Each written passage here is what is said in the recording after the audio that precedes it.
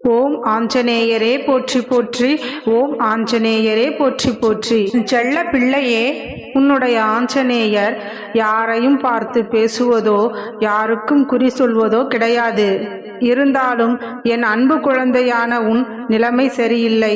மனவேதனையோடு என்ன செய்வது ஏது செய்வது என்று தவித்து கொண்டிருப்பதால் தான் இதை இப்படி செய்ய வேண்டும், உன்னை எப்படி மாற்றிக்கொள்ள வேண்டும், வாழ்க்கை இப்படித்தான் வாழ வேண்டும் என்று சொல்வதற்காகத்தான் உன்னை தேடி வந்துள்ளேன். இப்பொழுது உன் வாழ்க்கை நிலைமையானது மிகவும் மோசமாக இருக்கின்றது என்பது எனக்கு தெரியும்.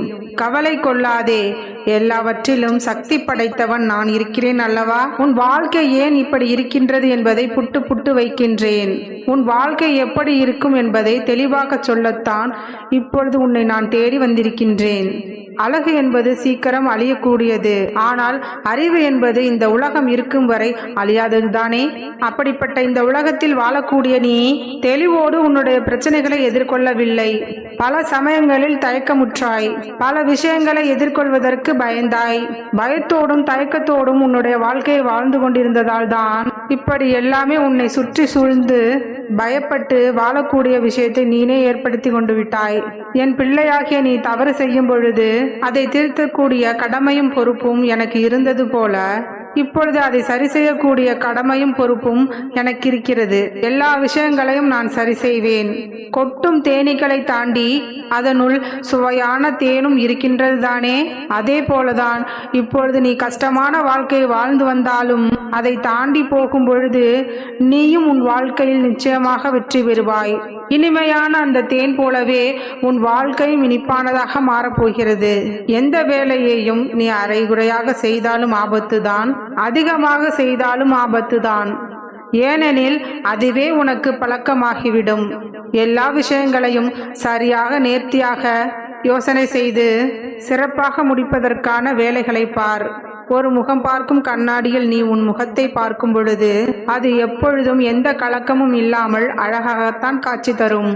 ஆனால் நீ அதையே கைத்தவறி கீழே போட்டு உடைத்து விட்டால் அது குப்பை தொட்டிக்கு போக வேண்டிய பொருளாகத்தானே மாறிவிடும் என்பதை யோசித்துக்கொள். ஆகவே எந்த பொருளும் அதனுடைய வேலையை சரியாக செய்தால்தான் அதற்கு மதிப்பு. நீயும் அதுபோலதான் உன் வாழ்க்கையில் செய்ய வேண்டிய செயல்களை சரியாக செய்யாமல் தவிர்த்து அலட்சியமாக விட்டுவிடாதே என் தங்கமே.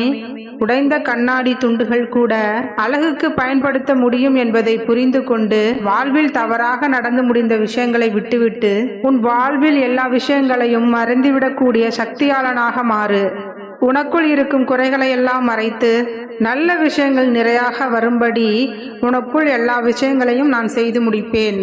உன்னை சுற்றி இருக்கும் மனிதர்களுக்குள்ளும் குறைகளும் நிறைகளும் இருக்கத்தான் செய்கின்றது.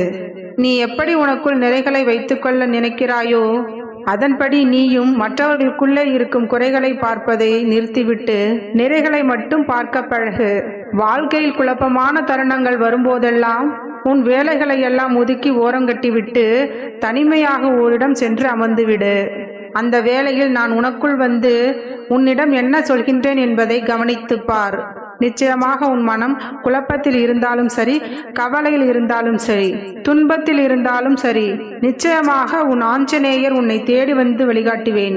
உன் மனதை தெளிவான நீரோடையாக மாற்றி அனைத்து விஷயத்தையும் தெளிவாக நடத்தி முடிப்பேன் என் தங்கமே.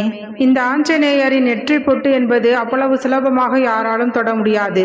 யாருக்கு என் நெற்றியை தொட பிராப்தம் இருக்கின்றதோ அவர்கள் மனதில் தான் நான் அந்த எண்ணத்தையும் உருவாக்குவேன். உன் வாழ்க்கை இப்பொழுது சங்கடகரமாக இருப்பதால் ஆதூரியமாக அதிலிருந்து வெளிவருவதற்காகத்தான் உன் கண்களில் காட்டியுள்ளேன். என்ன நடந்தாலும் சரி, காலம் எல்லாவற்றையும் சரி செய்யும். நாம் நம் வேலையை பார்ப்போம் என உன் கடமையை மட்டும் நீ சரியாக செய்து வா. கண்களை விட கண்ணீருக்குத்தான் மதிப்பு அதிகம். ஏனென்றால் உன் கண்கள் என்பது இந்த உலகத்தை மட்டும்தான் உன் கண்களில் காட்டும்.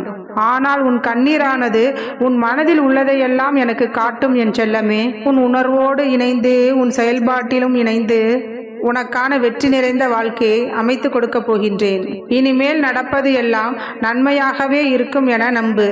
பிரச்சனை என்பது வாழ்க்கையில் ஒரு அங்கம்தான். பிரச்சனையே என் வாழ்க்கை ஆகிவிட்டது என்பதை நினைத்து வருத்தப்படுவதை நிறுத்திவிடு. உன் நிலைமை எப்படி இருந்தால் என்ன, வருத்தப்படுவதாலும் கவலைப்படுவதாலும் அது சரியாகிவிடுமா? அதை சரி செய்வதற்கான முயற்சியை எடுத்தால் மட்டும்தானே வாழ்வில் உள்ள பிரச்சனைகள் எல்லாம் விலகும். அதனால் என் நிலைமை ஏன் இப்படி இருக்கின்றது என்பதை நினைத்து வருத்தப்படுவதை விட்டுவிட்டு பிரச்சனையே இல்லாத வாழ்க்கையை நான் வாழ்வேன் என்று நம்பிக்கை கொண்டு வா. பிரச்சனைகளே இல்லாத வாழ்க்கையை ஏற்றுக்கொள்வதும் எதிர்கொள்வதும் சமாளிப்பதும் மன வலிமையை தான் தரும். பொறுமை இல்லாதவன் தான் சுலபமாக மன அழுத்தத்திற்கோ மன உளைச்சலுக்கோ ஆளாகி புலம்பிக் கொண்டே இருப்பான். நீ என் பிள்ளை, உனக்கு பொறுமையாக மாறக்கூடிய திறமையும் இருக்கின்றது, அமைதியும் இருக்கின்றது. பொறுமையுடன் பேசுகின்ற நீ நிதானமாக எல்லா விஷயங்களையும் செய்தால் போதும். உன் வாழ்வில் உள்ள சிக்கல்களை எல்லாம் தீர்த்து விடுவேன் என் செல்லமே. இந்த உலகத்தில் நான் எவ்வளவோ உயிர்களை படைத்திருந்தாலும் எல்லோருக்குமே நான் நகைச்சுவை உணர்வை கொடுக்கவில்லை. சிரிக்கும் அந்த உணர்வையும் நகைச்சுவை செய்யும் திறனையும் கொடுத்திருக்கின்றேன். ஏன் தெரியுமா? நீங்கள் எப்பொழுதுமே ஒரு அறிவை அதிகமாக பெற்றுவிட்டதால் அதை நல்லதற்கு பயன்படுத்தாமல் கவலை கொள்வதற்கும் தவறான விஷயங்களை செய்வதற்கும் அதிகமாக பயன்படுத்துகிறீர்கள்.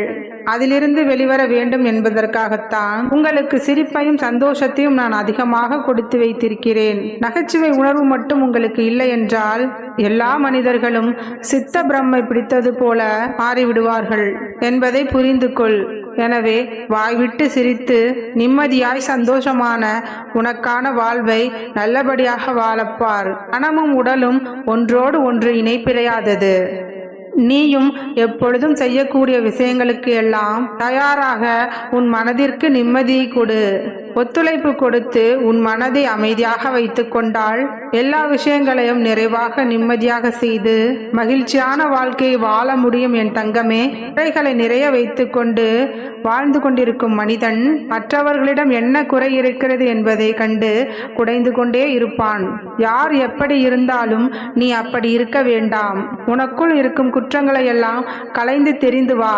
நீ குதூகலமாக வாழும்படி உனக்கான விஷயங்களை நான் நல்லபடியாக செய்து முடிப்பேன்.